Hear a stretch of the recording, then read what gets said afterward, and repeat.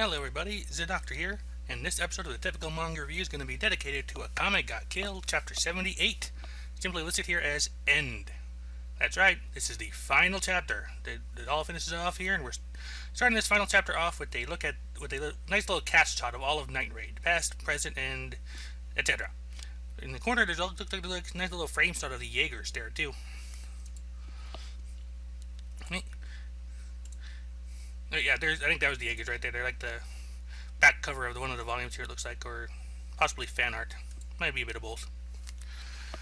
We're starting this chapter in color in the aftermath of the battle. Akame is covered in all sorts of symbols, possibly from from merging with and the destruction of Murasame.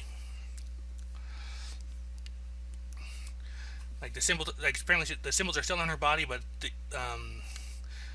but she's no longer powered up by it. In the same way, Tatsumi is still a dragon.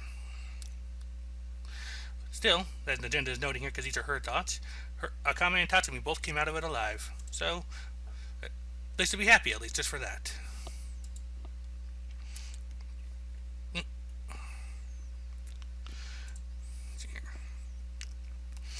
These soldiers all the rebellion soldiers and everyone are pretty much just charging the palace now, trying to get to Prime Minister Honest. Apparently there's a bounty on his head, so nobody's letting him escape. But Honest is actually just still charging through. It's like he seems to be noted. He no longer has Shambhala. I can't remember offhand if that's his Tegu that lets him fire off shots or things like that. But either way, maybe it was a quick escape one. I think that's the one that the guy that Akame killed was trying to use.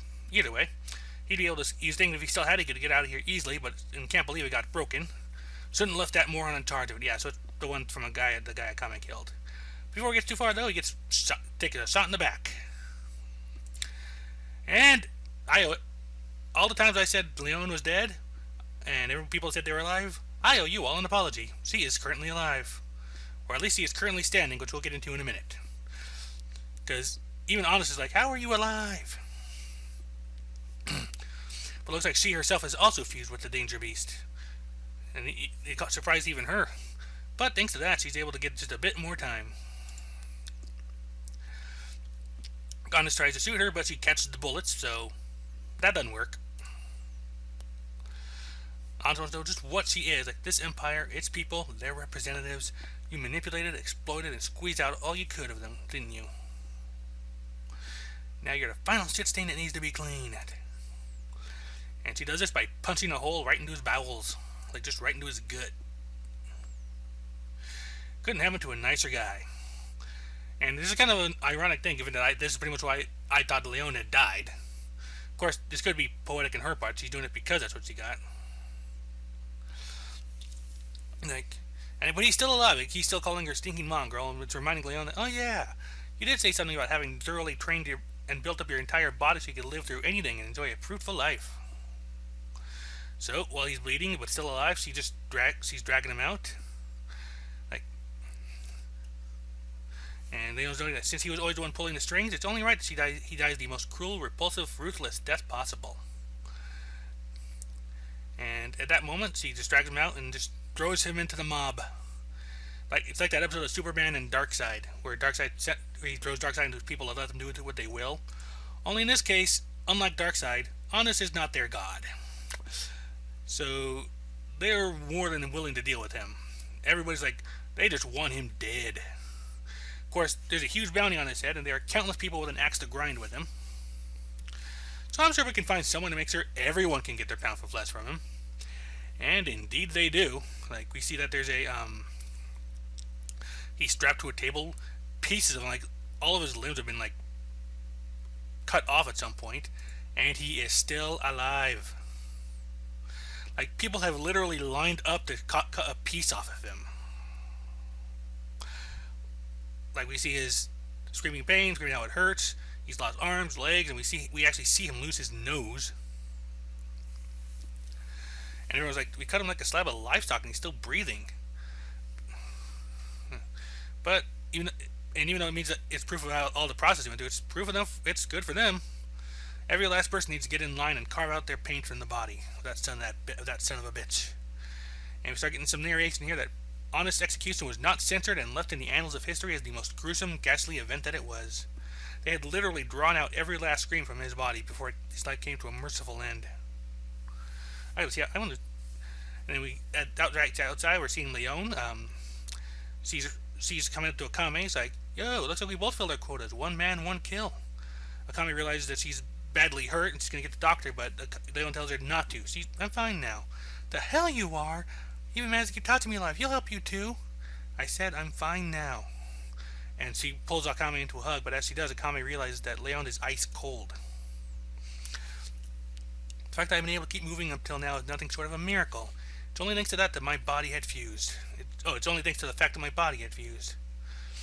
But she's insisting that Akame is insisting that they were able to do something for Tatsumi. They can do something for her too. And Leon is glad that Tatsumi made it, but for me, I guess I've got a little wild lone streak in me. Always have, always will. And looks like she's holding her hand to her stomach, so maybe she has a stomach wound. But anyway, she pats Akame's head, like, at the very end, at least let me choose how and where I die. Best buddy. And they part. Leon goes off, just goes cavorting, like, trying to think of the word, like, carousing. Thank you, there's the word. Like, my D&D group does this all the time, and I should know this, so. But anyway, she goes carousing, drinks up, parties it off, and then as she's on her own, she's remembering the times, like, when, with Tatsumi and them, like, apparently remembering the place where she first saw Tatsumi, if I'm looking at that right. And as that happens, she laughs and falls over, and Leon has died. But she went out with a smile, she went out with victorious, so better than what we thought she was getting. Elsewhere, an agenda comes to collect the Emperor from his cell, and apparently it's time for his execution. And the Emperor knows that even though he failed as an Emperor, at least he can do this one final job through to the end. And in direct contrast to Honest, his execution is quick, clean, and he manages to keep himself composed through all of it. For his own public execution. So he's out of it. Then we got, I'm trying to remember, is it Kagura or Kaguya? I'm not, top of my head, not remembering. I sort of forgot to look this up beforehand here. Easy thing to do. To TV Tropes character page. Let's see, yeah. Yeager's Empire. And where are ya?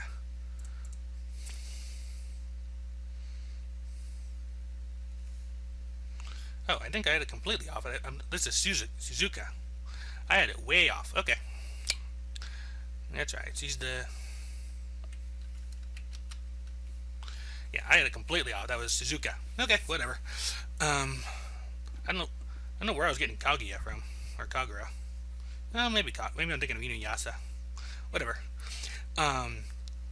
She's going on the run. It really sucks being the loser in the war, but she did make out with one nice little prize. Esda's hand. And me, the masochist, and you, the sadist, we were the ultimate pairing, and now we'll be together forever. The narration describes that Suzuka vanished without a trace with Esda's hand. Of course, they couldn't bring Esda back to life from the hand alone, but thanks to the work of alchemy, that hand was preserved and kept from rotting. And her, well, that's enough. Alright. Well, we can't get them all, I guess. We got the biggins. We see Dragon Tatsumi and mine, and... Well, I feel like an idiot. I only just now got the whole thing with Tatsumi. Like, Tatsu, dragon. Mostly thanks to my One Piece connection of Tatsumaki, but even so, Tatsu. Oh, man, I feel like an idiot only now spotting that. Anyway, Dragon Tatsumi is looking down at Mine in her wheelchair like, Mine, I'm back. I can only imagine what he sounds like here. Like, Mine, I'm back. From now on, I'll be right by your side. And just leans over and hugs her. Or hugs the wheelchair. She actually wakes up, sees him, and recognizes him, and it's like, well, she's actually able to get up from the chair and regain her strength, and boom.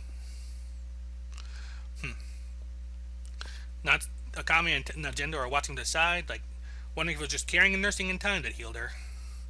But Akame thinks it's the overwhelming power of love and memories. And, as it would turn out, Mine is pregnant with Tatsumi's child, leaving Najendo to wonder just when that happened. And Akame remembered that in the middle of the night, she saw Mine fired up trying her best to get Tatsumi to forget about Esdeath. So, there you are. And it looks like they're still totally into each other. It's like she's actually smacking him for like, you're always pushing yourself way too far. Dummy, dummy, dummy. All Tsun at the moment. But now Jen is like, this then I can get behind. After the revolution, Tatsumi and Mine said goodbye to their fighting days and retired to the countryside to nurse the wounds to their bodies and hearts. They had children and lived a quiet, gentle, peaceful life, and I really hope that the fact that they're using children plural here is either a quirk of translation or they had twins, because otherwise, that's going to be an interesting time. I'll just say that. Tatsumi's home village is finally getting its cash flow. People are seeing all the money, like the country's been turned anew. They're wondering if that means Tatsumi, Sayo, and Ieyasu might be coming back. Of course, none of them are for whatever reason, for their own reasons. And of course, even so, the elders thinking that if they do come back, they're going to have to give them a hero's return. But thanks to a regular allowance, no one in Tatsumi's village ever went hungry again. And Tatsumi, who had become a dragon, returned to his little village, causing quite the commotion. I'll bet. The agenda is now talking to somebody else. We'll talk about how this guy got himself pretty wounded out there too, and it turns out it's Wave. And Wave's noticing that he needs to see a doctor once every few years for treatment, and he's been told that one of his organs will never recover, which he notes is a pain in the ass, but he got off pretty light. After all, he broke the taboo of using two Tegu at the same time. All in all, he's got no complaints though, and he's more concerned about Kurome. Apparently, she still has nightmares every single night. Nightmares of all the faces of the people that she's killed. And he sees her mutter the same thing, saying that she's sorry over and over.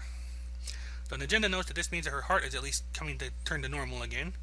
She'd have already been dead if it weren't for Wave, and it's thanks to him that she's still alive now, so just keep being her strength and keep going. However, while this is all going with Wave, we see Akame and Kurome just kind of lying down next to each other. Kurome acknowledges that she's scared, that she still sees them, the shadows, the phantoms, of all the people she's killed. They keep coming for her.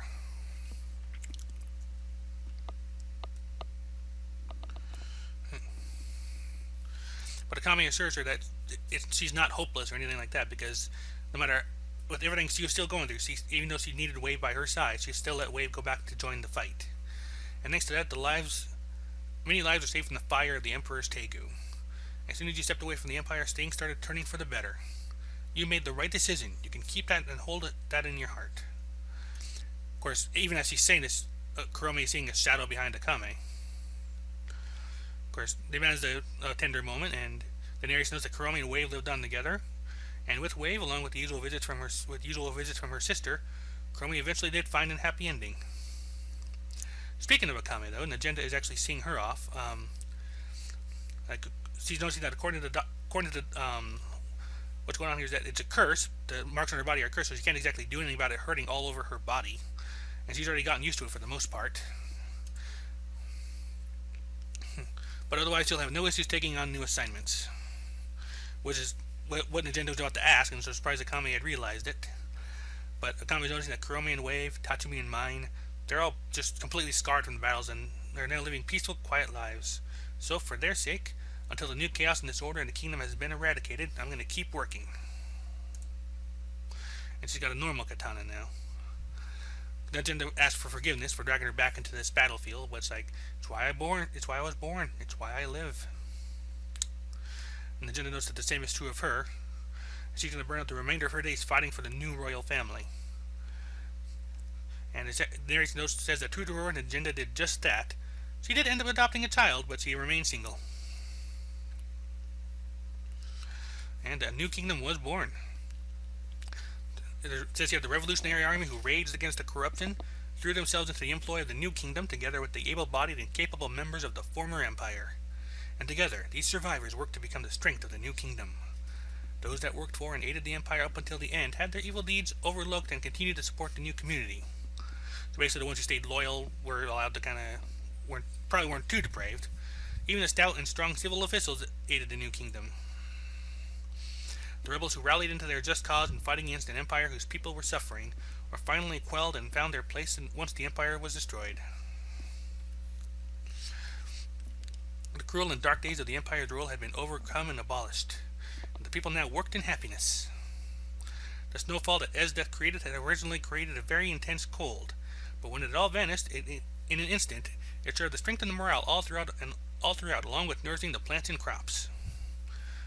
Any influential or prominent members of districts found acting overly ambitious for their own devices or for their own good. And we cut to a guy who's like, "Yes, the empire has fallen. This is my new chance.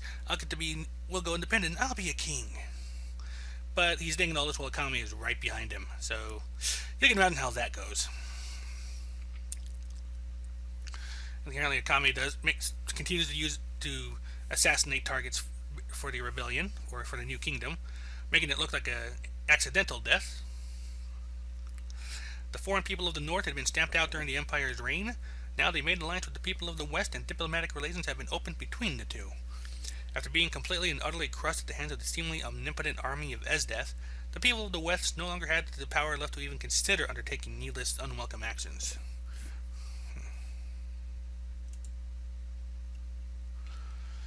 And Esdeath's army, which had been exhausted and depleted from its battle against these foreign armies, was finally dissembled with the death of their general, and half of them were recruited into the kingdom's border guard. Apparently, you see a whole bunch of them like crying over Esdeath's grave. But alright.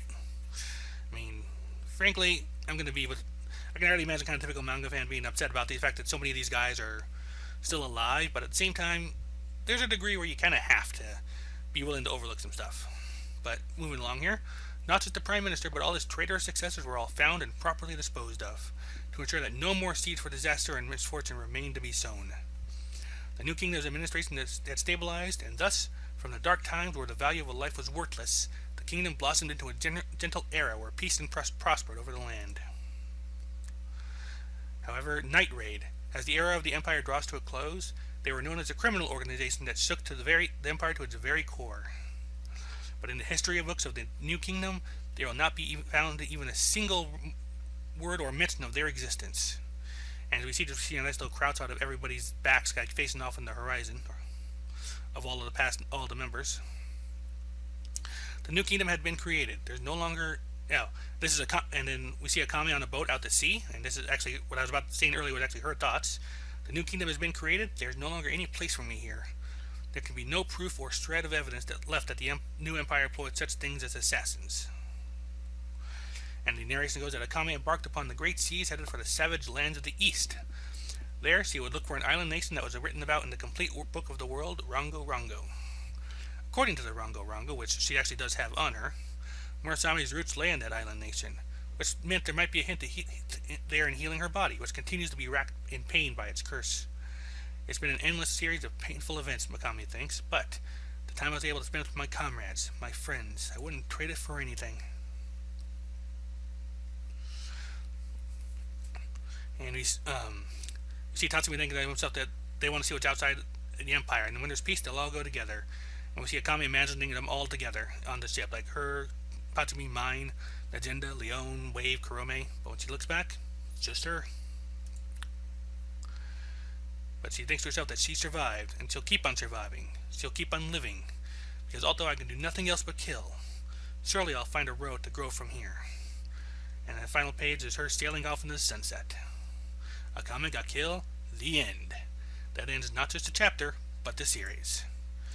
And I gotta say, this series was a ride. I mean, I don't remember where I first came across it. I think it was just like, I do a lot of random trolling for manga now and again, so I might have just done that. I might have maybe seen it mentioned in TV tropes, because that's a source of stuff, but I found it, looked it up. It was probably because I heard about how dark it was, and I was like, okay, I'm curious, let's take a look, and boy howdy, yeah! Alright. But this was a good series. Like I said, it's a series I was never afraid of killing off its characters, which always does add the tension in each of the fights that we saw. So there are definitely more than a few places though where I felt distinctly uncomfortable.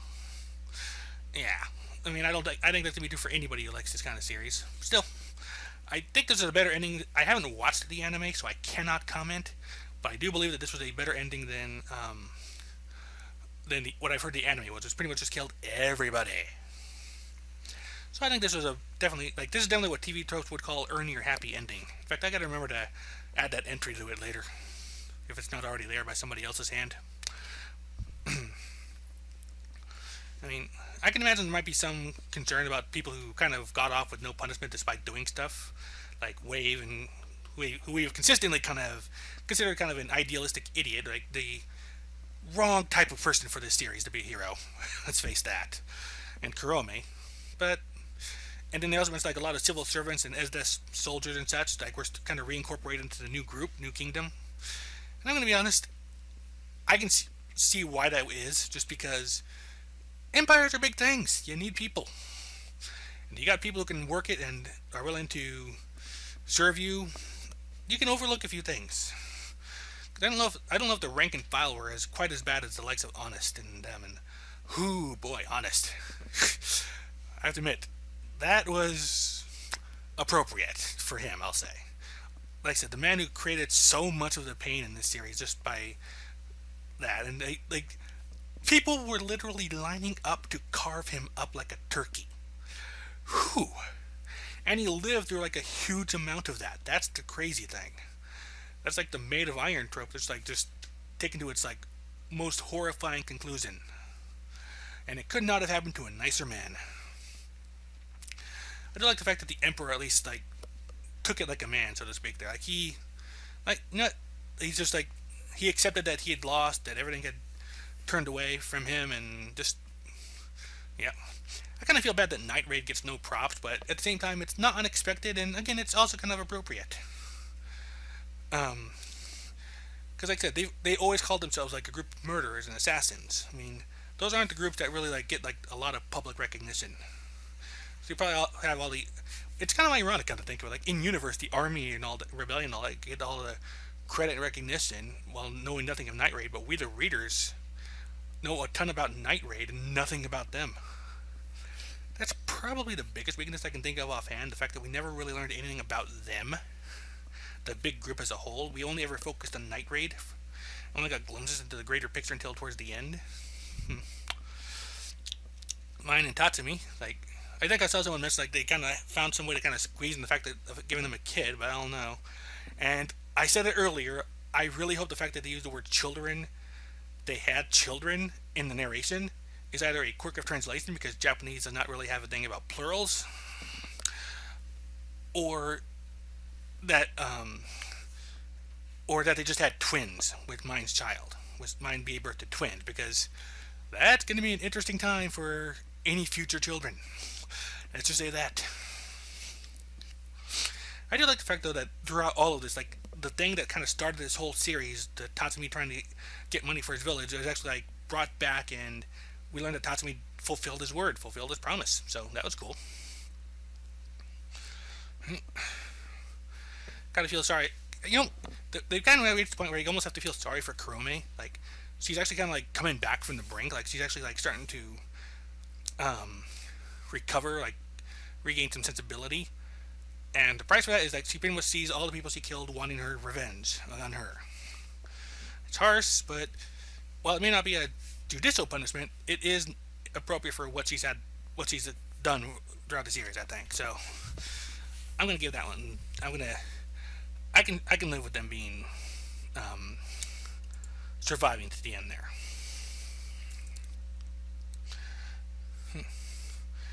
And then there's Leon. Like I said, Leon.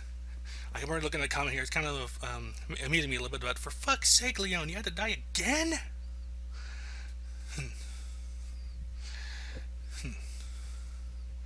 And they noticed that she could have lived, but that lion's pride.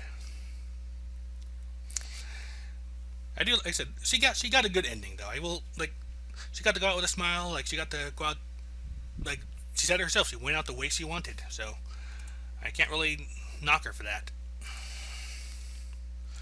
It is what it is. So let's see here. I'm trying to think if there's anything else I want to go on here. I think I've covered all the stuff that the chapter covered, and the series as a whole. Like I said, I don't really have like a lot to add to really discuss, and hopefully at some point me and typical manga fan will be able to get together again, maybe go over things properly, like actually have a proper discussion about the series as a whole, maybe work out some talking points, etc., etc. That might be fun. Let's see here.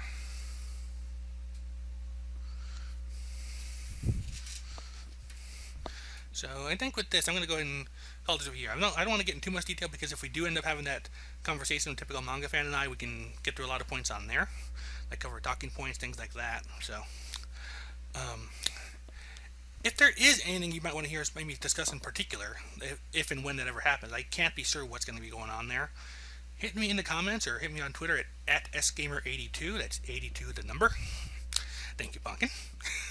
And I'll try and keep them in mind. Maybe go over something more specific and so on. But for now, this concludes the typical manga review for Akame ga Kill. This has been so. This week we'll still have the other chapters came out. We have Attack on Titan. It actually came out right before last Tuesday, but I didn't really have a chance to get any videos done, so we're doing it now. And in the usual Academia and One Piece. And with the Akame gun, I definitely want to see if there's anything where it might be worth trying here. I don't know. Yeah, if there's a series that might be worth looking into, maybe I don't know if I want to do something as dark as Akame was, but at least a fun series or something interesting. Hit me up, throw it my way. If I like it, I'll definitely go in with it. But for now, I'll see you all next time on the next video, and until then, bye bye.